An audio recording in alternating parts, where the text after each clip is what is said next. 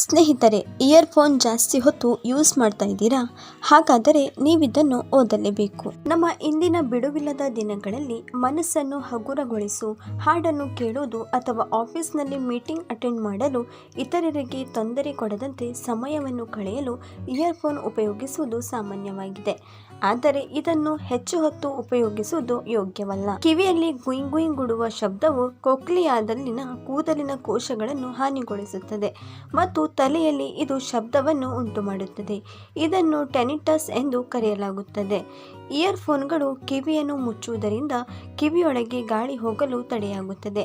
ಈ ಹಿಂದಿನ ಅಡಚಣೆಯು ವಿವಿಧ ರೀತಿಯ ಕಿವಿ ಸೋಂಕುಗಳಿಗೆ ಸಾಮಾನ್ಯವಾಗಿ ಕಾರಣವಾಗಬಹುದು. ಕಂಪನದಿಂದಾಗಿ ಕೂದಲಿನ ಕೋಶಗಳು ತಮ್ಮ ಸೂಕ್ಷ್ಮತೆಯನ್ನು ಕಳೆದುಕೊಳ್ಳುತ್ತದೆ ಮತ್ತು ಅವು ತುಂಬಾ ಕೆಳಗೆ ಬಾಗುತ್ತದೆ.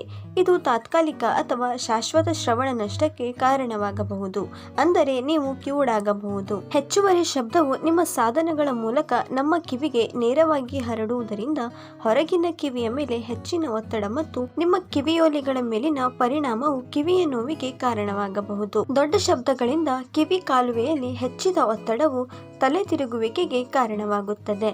ಧ್ವನಿಯು ಕಿವಿಯಿಂದ ನಮ್ಮ ಮೆದುಳಿಗೆ ಚಲಿಸುತ್ತದೆ ಮತ್ತು ನಮ್ಮ ನರಮಂಡಲದ ಮೇಲೆ ಪರಿಣಾಮವನ್ನು ಬೀರುತ್ತದೆ. ಇದು ಗಮನದ ಕೊರತೆಯನ್ನು ಸಹ ಉಂಟುಮಾಡುತ್ತದೆ, ಅಂದರೆ ನಿಮಗೆ ಏಕಾಗ್ರತೆಯ ಕೊರತೆಯಾಗಬಹುದು. ಈ ಕಿವಿಯ ನೋವಿಗೆ ಏನು ಮಾಡಬಹುದು? ಐಸ್ ಪ್ಯಾಕ್ ಅನ್ನು ಬಳಸಿ. ತಾಪನ ಅಥವಾ ಐಸಿಂಗ್ ನೋವು ಉರಿಯೂತವನ್ನು ಕಡಿಮೆ ಮಾಡುತ್ತದೆ, ರಕ್ತದ ಹರಿತವನ್ನು ಹೆಚ್ಚಿಸುತ್ತದೆ ಮತ್ತು ಸ್ನಾಯುಗಳಲ್ಲಿ ಬಿಗಿತವನ್ನು ಕಡಿಮೆ ಸಹ ಮಾಡುತ್ತದೆ. ಕೊನೆಯದಾಗಿ ಇದನ್ನು ತಪ್ಪದೆ ಗಮನಿಸಿ. ಇಯರ್ಫೋನ್ ಬಳಕೆಯು ನಿರ್ದಿಷ್ಟ ಸೀಮಿತ ಅವಧಿ ಮತ್ತು ಕಡಿಮೆ ವಾಲ್ಯೂಮ್ನಲ್ಲಿಯೇ ಆಲಿಸಿ. ಹೆಚ್ಚಿನ ವೈಯಕ್ತಿಕ ಆಲಿಸುವ ಗ್ಯಾಜೆಟ್ಗಳು ವಯಸ್ಕರು ಮತ್ತು ಮಕ್ಕಳಲ್ಲಿ ಸಂಭವಿಸುವ ಹಾನಿಯ ಮಟ್ಟಕ್ಕಿಂತ ಹೆಚ್ಚಿವೆ. ಆದ್ದರಿಂದ ಇಯರ್ಫೋನ್ಗಳ ಅತಿಯಾದ ಬಳಕೆಯನ್ನು ಕಡಿಮೆ ಮಾಡಿ. ಧನ್ಯವಾದ.